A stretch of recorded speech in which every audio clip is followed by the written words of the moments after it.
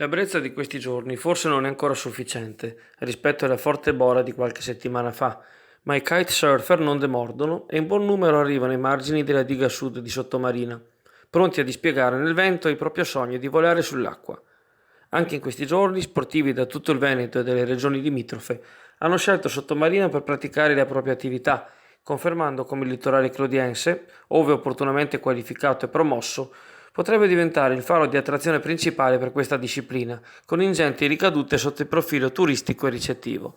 Si tratta infatti anche di persone disposte a spendere, oltre che legate a Venezia, veloci nel prenotarsi via internet e soprattutto attive tutto l'anno.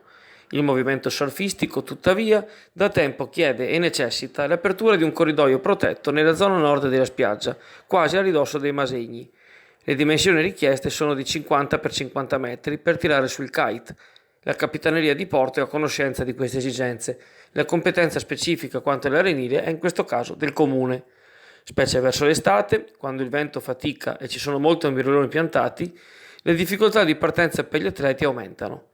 Anche l'associazione Spin Out di base sottomarina, fin dal 1995, si è fatta l'attrice del bisogno del corridoio attrezzato, segnalato con paletti di 50 cm, visibile con corde e cartelli che indicano i divieti, e una corsia a mare riservata.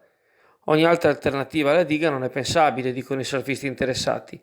Spin Out a più riprese ha anche comunicato la propria disponibilità a gestire le eventuali operazioni in futuro.